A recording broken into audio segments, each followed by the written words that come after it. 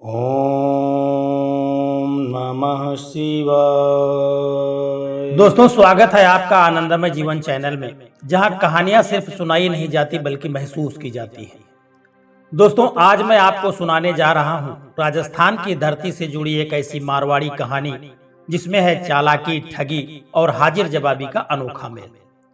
दोस्तों, यह कहानी है तीन ऐसे ठगों की जिन्होंने अपने जाल में न जाने कितने लोगों को फंसाया, लेकिन जब उनके कारनामे गांव वालों की समझ में आ गए तो उन्हें भागना पड़ा शहर की ओर, एक नई ठगी की तलाश में।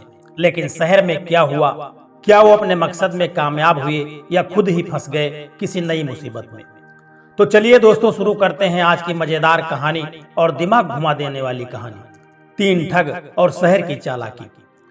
दोस्तों, राजस्थान के किसी गांव में तीन ठग रहा करते थे। उन्होंने लोगों को बहुत परेशान करके रखा हुआ था। गांव में ऐसा कोई व्यक्ति नहीं था जिसको उन्होंने कभी ठगा न हो। लगभग हर आदमी को वह अपने किसी न किसी ठगी के शिकार में फंसा चुके थे। पूरे गांव के लोग उन तीनों ठगों से बहुत परेशान रहा करते थे। और तो और आसपास के गांव वालों को भी उन्होंने कभी नहीं छोड़ा था। आसपास के गांव वाले और अपने गांव में जो भी लोग थे, सभी लोगों को यह पता चल चुका था कि यह तीनों ठग हैं और अपने ठग विद्या से नए नए पैतरे आजमा करके कहीं न कहीं उन्हें ठग ही लेते हैं। दोस्तों, इसीलिए गांव वाले और आसपास के गांव वाले तो उनसे सतर्क हो गए थे। जैसे ही सामने से तीनों में से कोई भी एक व्यक्ति या तीनों आते दिखाई देते तो गांव वाले अपना रास्ता बदल देते। इस तरह तो अब उनकी रोजी रोटी पर भी फर्क पड़ने लगा था। आलम यह हो गया था कि उनके झांसे में कोई नहीं आता था। तीनों बड़े परेशान हो चुके थे। अब उन्होंने विचार किया कि अपने आसपास के गांव वाले तो उन्हें पहचान गए हैं, अब उनके चक्कर में फंसने वाले हैं नहीं, इसलिए शहर में जाकर के कहीं ठगी की जाए। तीनों इस बात से सहमत हो गए और शहर की तरफ चल दिए ठगी करने के लिए। दोस्तों, चलते चलते उन्हें भूख और प्यास दोनों ही लग रही थी, पर उनके पास 1 रुपया भी नहीं था। इस हालत में अब वे क्या खाते और क्या पीते? बाजार में पहुंच करके उन्होंने चारों तरफ सरसरी नजर दौड़ानी शुरू कर दी तो उन्हें सामने एक हलवाई की दुकान दिखाई पड़ी। हलवाई की दुकान को देखते ही तीनों की बाँछें खिल उठी। तरह तरह की मिठाइयाँ हलवाई की दुकान में सजी हुई रखी थी। लड्डू, जलेबी, बर्फी, रसगुल्ले, न जाने कितने प्रकार की मिठाइयाँ वहां पर लगी हुई थी।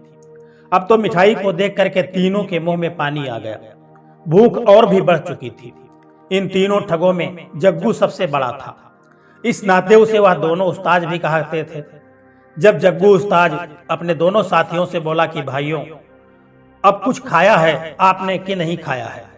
चलते चलते हम लोग थक चुके हैं और भूख भी हम लोगों को बहुत तेज लग चुकी है, तो क्यों ना आज सबसे पहले इस हलवाई को ही ठगा जाए। जग्गू की बात सुनकर के भोला और घासी खुशी से चहकते हुए कहने लगे, हाँ हाँ उस्ताद जी, आप सही कह रहे हैं। पहले पेट पूजा पीछे काम दूजा। देखो, मैं तो 1 सेर लड्डू खाऊंगा। अब उसकी बात सुनकर के घासी बोला, उस्ताद मैं तो 1 सेर जलेबी खाऊंगा। गर्मा गर्म बन रही है जलेबी और इनको देख करके मुंह में पानी आ गया है। अब जग्गू ने एक योजना बनाई और दोनों के कान में खुसुर फुसुर करके अपनी सारी योजना समझा दी। अब योजना के अनुसार भोला और घासी दुकान के अंदर चले गए और जा करके बैठ गए। दुकान में ग्राहक को आया हुआ देख करके हलवाई और उसकी पत्नी बड़े प्रसन्न हुए। दरअसल बात यह थी कि दुकानदार लाला राम बहुत ही कंजूस स्वभाव का था। उसने कभी किसी को कुछ दिया नहीं था और उसकी कंजूसी की वजह से उसकी दुकान पर ग्राहक धीरे धीरे कम हो चुके थे। और आज तो एक भी ग्राहक नहीं आया था। सुबह से पति पत्नी दोनों बैठे बैठे बस मक्खियां मार रहे थे। तभी 2-2 ग्राहकों को देख करके लाला राम बड़ा खुश हुआ और अपनी पत्नी रामकली से कहने लगा कि रामकली देख, आज तो भगवान हम पर बहुत मेहरबान हो गया है। एक साथ 2-2 ग्राहकों को भेज दिया है। रामकली खुश होते हुए कहने लगी, ऐसे खुश होते रहोगे जाकर पूछो तो सही ग्राहक देवता से कि उनको क्या चाहिए। लाला राम ने अपनी मिठाई की तरह अपनी जुबान की चाशनी लगाते हुए बड़े प्यार से पूछा कि भाया कौन सी मिठाई तौल दूं। सुन करके भोला लाला राम के पास गया और पूछने लगा कि लाला जी, जलेबी किस भाव में दी है? तो लाला राम ने जलेबी का भाव 200 रुपये किलो बताया। 200 रुपये किलो का भाव सुन करके भोला ने कहा, ठीक है लाला जी, 1 सेर जलेबी तौल दो। देखो, जलेबी गर्मा गर्म होनी चाहिए। लाला राम ने अपने नौकर को आवाज लगाई और गर्मा गर्म जलेबी लेकर के नौकर आ गया। 1 सेर जलेबी तौल करके भोला को पकड़ा दी। भोला वहीं बैठ करके खाने लगा, क्योंकि उस दुकान में कुर्सी मेज भी पड़े हुए थे। ग्राहक वहीं से और वहीं खा लें, ऐसा व्यवस्था उसने कर रखा था। ऐसा इंतजाम लाला ने करके रखा था। भोला को जलेबी खाता देख करके थोड़ी देर के बाद घासी भी उठ करके लाला के पास जा पहुंचा और कहने लगा कि लाला जी, देसी घी के लड्डू किस भाव में दिए हैं? लाला कहने लगा कि 200 रुपये किलो। तो ठीक है लाला जी, 1 सेर देसी घी के लड्डू तौल दीजिए। लाला ने लड्डू तौल करके घासी को पकड़ा दिए। घासी भी दूसरी मेज पर बैठ करके लड्डू खाने लगा। 2-2 ग्राहकों को खाता हुआ देख करके लाला राम अपनी पत्नी से कहने लगा, देखो रामकली, आज तो 2-2 ग्राहक आए हैं, वह भी 1 सेर मिठाई वाले। अब तो दिन कोई भूला बिसरा ग्राहक अभी आया भी नहीं था और 250 ग्राम या आधा सेर मिठाई लेकर जो आता था वह चला जाता था। आज देख 2-2 ग्राहक आए हैं। रामकली कहने लगी, देखो जी, अपनी दुकान को क्या खुद ही नजर लगाओगे? जो ऐसी बातें कर रहे हो, जरा चुप हो जाओ। थोड़ी देर के बाद भोला ने जलेबी खत्म की, हाथ झाड़े और मूंछों पर ताव देता हुआ दुकान के बाहर निकलने लगा। तभी लाला राम ने आवाज लगाते हुए कहा कि अरे भैया, जलेबी के तो पैसे देते जाओ। भोला कहने लगा कि लाला जी, मैंने तो दुकान में आते ही आपको 200 का नोट पकड़ा दिया था जब आपने भाव बताया था जलेबी का। सेठ कहने लगा, नहीं नहीं, 1 पैसा नहीं दिया है तुमने हमको, तुमने जल्दी से मेरे पैसे हमको दे दो। अब तो दोनों में बहस होने लगी। भोला कहने लगा कि मैंने 200 का नोट आपको दिया है। लाला राम बोले कि मुझे 1 पैसा नहीं मिला है। इसी बीच घासी ने जोर से आवाज लगा करके लाला से कहा कि ओ लाला जी, दोनों के झगड़े में मेरे पैसे को मत भूल जाना। मैंने आते ही आपको 500 का नोट पकड़ा दिया है, 200 के लड्डू लिए हैं और 300 अभी बकाया है तुम्हारे पास, जो मैंने अभी लिए नहीं है, वो आपको देने हैं। लाला ने सुना तो उसके चेहरे का रंग उड़ गया। अब वह दूसरा मुझे ठगने के लिए आ गया। पहले तो इसने पैसे नहीं दिए और दूसरा भी बोल रहा है कि मैंने 500 का नोट दिया है। आते ही लाला ने गले में झांक करके देखा तो 1 भी पैसा नहीं था उसके गले में। उसने भोला से कहा कि भाई, तूने मुझे 1 पैसा नहीं दिया है, 1 नया मेरे गले में नहीं है। इस पर भोला कहने लगा भड़कते हुए, ओ सेठ जी, तुमने इसके पैसे तो मार ही लिए, मेरे भी पैसे मारने की कोशिश कर रहे हो। मैं पैसे किसी कीमत पर छोड़ने वाला नहीं हूँ। अपने 300 रुपये लेकर के तभी यहाँ से जाऊंगा। ऐसा कहता हुआ दमादम लड्डू खाता जाए। पूरे लड्डू खा करके घासी उठ करके लाला जी के पास पहुंच करके लड़ाई करने लगा। अब दोनों भोला और घासी लाला से लड़ रहे थे। अब बाहर खड़ा हुआ जग्गू, जो काफी देर से यह सब देख रहा था, आकर दुकान में बैठ गया। लाला ने भी जग्गू को वहीं पर खड़े हुए देखा था और उसे यह भी पता था कि वह शुरू से सारा खेल देख रहा है।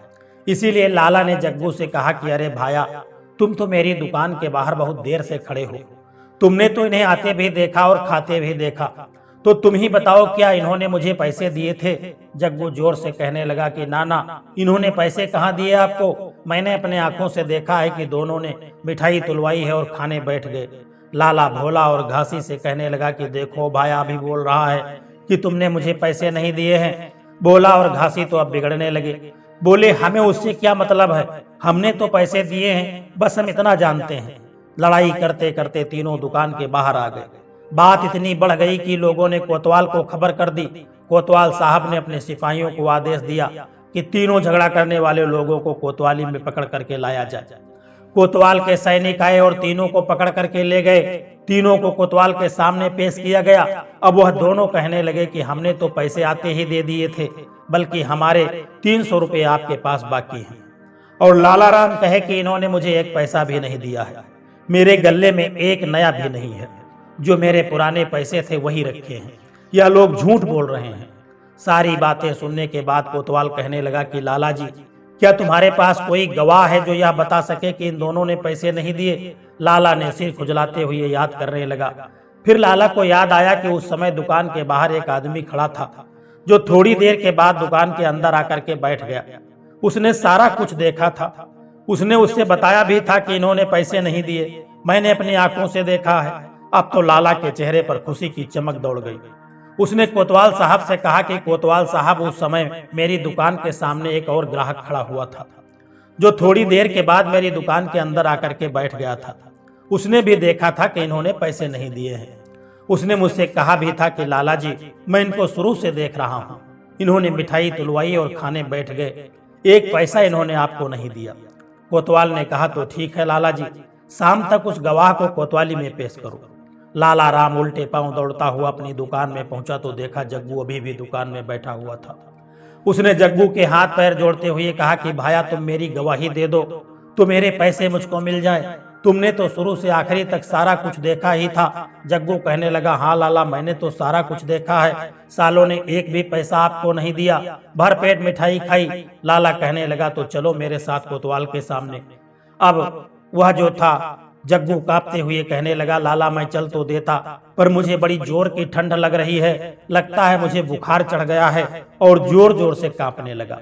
लाला ने जब जग्गू को छू करके देखा तो सोचने लगा, बुखार तो इसको है नहीं, पर हो सकता है बिना मौसम बुखार चढ़ गया हो, जो कि शरीर के अंदर ही हो, ताप बाहर ना आ रहा हो। उसने रामकली को आवाज लगाते हुए कहा कि अरे रामकली, जरा मेरी चादर तो लाना जो मैंने कल ही मंगवाई है। बड़ी अच्छी चादर है, इस भाया को उड़ा दो, इसके शरीर में गर्मी आ जाएगी। और हाँ, गर्मा गर्म चाय भी बना दो, और उसमें पानी मत डालना, दूध में ही पत्ती लगा देना। रामकली बड़ी परेशान, क्योंकि वह अपने कंजूस पति की आदत को जानती थी। जब भी कोई घर पर मेहमान आता तो पहले तो लाला राम बोल देता कि रामकली चाय बना लाओ, पर जब चाय बनाने रामकली बैठ जाती तो पीछे से गर्दन हिला करके ना कर देता। अब रामकली असमंजस में बैठी हुई थी कि चाय बनाए कि नहीं। जब उसने दोबारा लाला राम की आवाज सुनी कि अरे रामकली, देर न कर, जल्दी से चाय बना दे, हमें कोतवाली भी जाना है, तब रामकली ने जाकर के चाय बनाई। चाय का बड़ा कटोरा भर के वह जग्गू के पास लेकर के आई और जग्गू को पीने के लिए दिया। जग्गू ने जैसे ही एक घूंट चाय पिया तो जग्गू को जैसे फंदा जैसा लगा हो। कहने लगा, लाला मैं खाली चाय को नहीं पीता, चाय के साथ मुझे कुछ चाहिए ही चाहिए। लाला ने देसी घी के 4 लड्डू उठा करके और 4 छा जलेबी उठा करके जग्गू को पकड़ा दिया। कहने लगा, भैया इनके साथ जल्दी जल्दी चाय पियो और मेरे साथ कोतवाली चलो। अब जग्गू धीरे धीरे चाय की चुस्कियां ले रहा था, साथ ही में लड्डू और जलेबी के मजे भी ले रहा था। और इधर लाला राम के तलवे जल रहे थे कि यह जल्दी से खाए और मेरे साथ कोतवाली चले। थोड़ी देर के बाद जग्गू ने लड्डू, जलेबी और चाय समाप्त की और मूंछों पर ताव देता हुआ कहने लगा कि लाला जी, अब मुझे ठीक लग रहा है, लगता है बुखार धीरे धीरे कम हो जा रहा है, चलो मैं तुम्हारे साथ चलने के लिए तैयार हूँ।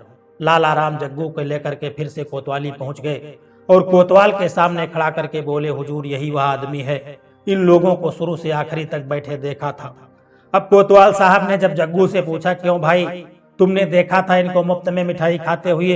तो जग्गू ने तो एकदम से अपने तेवर बदल लिए और कहने लगा, नहीं कोतवाल साहब, मैंने तो इनको पैसे देते हुए देखा था। एक ने तो आते ही 200 का नोट दिया और दूसरे ने 500 का नोट। लाला जी बोले 300 बाद में ले लेना, जब मिठाई खा करके आओ। अब लाला के तो चेहरे का रंग सफेद पड़ गया। यह सुनकर के उसने जग्गू से कहा, भाई यह क्या बोल रहे हो, तुमने तो मेरी गवाही देने के लिए कहा था। जग्गू बोला कि जब तुम मुझे धमकाओगे, मारने की धमकी दोगे तो भला मैं डर के मारे और क्या बोलूंगा। देखो हुजूर, इसने मुझे बहुत डराया धमकाया है, इसलिए मैं इसकी गवाही देने के लिए तैयार हो गया, पर अब आपके सामने मुझे किसी का डर नहीं है। यही सुनते ही लाला के चेहरे का रंग उड़ गया, उसके पैरों के नीचे से जमीन खिसकने लगी। अब वह समझ गया कि यह तीनों मिले हुए हैं और तीनों ठग हैं। उसने जग्गू से हाथ जोड़ते हुए कहा कि भैया क्यों झूठ बोल रहे हो, मैंने तो तुम्हें चाय, लड्डू और जलेबी भी खिलाई है, उनके वास्ते तो कम से कम सच बोल दो। अब जग्गू टपाक से कहने लगा, देखा हुजूर, अब इसने अपने मुंह से ही कबूल कर लिया है कि इसने मुझे जलेबी, लड्डू और चाय पिलाई है। हाँ, इसने मुझे पिलाई तो थी चाय और लड्डू, क्योंकि इसने जब मुझे डराया धमकाया तो मैं कांपने लगा, डर गया। फिर मुझे सहज करने के लिए चाय और लड्डू, जलेबी खिलाई। यह सुन करके तो कोतवाल को बड़ा गुस्सा आया। वह लाला के ऊपर गुस्सा करता हुआ कहने लगा, यह तुम क्या अनाप शनाप बोले जा रहे हो, भले मानुस पर इंजाम लगा रहे हो कि पैसे नहीं दिए और दूसरे इंसान को डरा धमका करके गवाही दिलवा रहे हो। इतना सुन करके जग्गू बोला, हुजूर, इस लाला का कोई भरोसा नहीं है, या तो यह भी कह सकता है कि यह जो मैंने चादर ओढ़ रखी है यह इसी ने मुझे दी है। इस पर लाला चिल्ला करके कहने लगा, हाँ यह तो चादर मेरी ही है, मैंने तो तुम्हें दी थी जब तुम्हें ठंड लग रही थी। जग्गू अब कोतवाल की तरफ देखते हुए टपाक से बोला, देखा हुजूर, जो मैंने कहा था वह सच हो गया ना। एक नंबर का ठग है, मिठाई दे करके लोगों से डबल ऐसे वसूल करता है। तिकड़म लगा करके अब तो कोतवाल को बड़ा गुस्सा आया। कोतवाल ने लाला को डांटते हुए कहा कि लाला जी, चुपचाप इनके 300 रुपए इनको वापस कर दो, नहीं तो उठा करके जेल में डाल दूंगा। तभी लाला ने, वह भली भांत समझ गया था कि वह ठगों के चंगुल में फंस चुका है। उसने चुपचाप अपनी जेब से 300 रुपए निकाले और भोला की तरफ बढ़ा दिए और कोतवाल साहब से बिना अपराध की माफी मांग करके अपने दुकान की तरफ चल दिया। अब तीनों पीछे से कहने लगे कि लाला कैसी रही, मिठाई भी खाई, पैसे भी लिए और चादर भी ले ली। यह सब वह कोतवाल खड़ा सुन रहा था। लाला सुन करके कुछ नहीं बोला। लाला ने जब तक जितना कंजूसी करके इकट्ठा किया था, आज थोड़ी ही देर में उसका सारा धन निकल चुका था। लेकिन वह कोतवाल उन सब की बातें बड़े ध्यान से सुन रहा था। कोतवाल की समझ में आ चुका था कि यह तीनों ठग हैं और मिले हुए हैं और इस दुकानदार के साथ इन तीनों ने मिलकर के ठगी की है। कोतवाल ने उन तीनों को पकड़ करके जेल भेज दिया और अब तक के उन्होंने पता नहीं कितने लोगों को बेवकूफ बनाया था, पर आज वह खुद ही फंस गए अपने जाल में। तो दोस्तों, देखा आपने कैसी ठगों की अपनी ही चालाकी आखिरकार उन पर भारी पड़ गई। चालाक बनने की कोशिश में इंसान कब खुद बेवकूफ बन जाता है, ये इस कहानी ने बखूबी दिखा दिया है। धोखे की ये दुनिया जितनी रंगीन दिखती है उतनी ही खतरनाक भी होती है और कभी कभी अपने ही जाल में आदमी खुद फंस जाता है। अगर आपको यह कहानी पसंद आई हो तो लाइक जरूर करें, कमेंट में बताएं कि आपको सबसे मजेदार किस्सा कौन सा लगा है और आनंदमय जीवन चैनल को सब्सक्राइब करना बिल्कुल मत भूलिए, क्योंकि ऐसी ही और मजेदार रहस्यमय और ज्ञानवर्धक कहानियां हम लाते रहते हैं आपके लिए। फिर मिलेंगे एक नई कहानी के साथ, तब तक के लिए राधे राधे, जय श्री कृष्णा। आनंदमय जीवन के साथ जुड़े रहिए। जय श्री कृष्ण।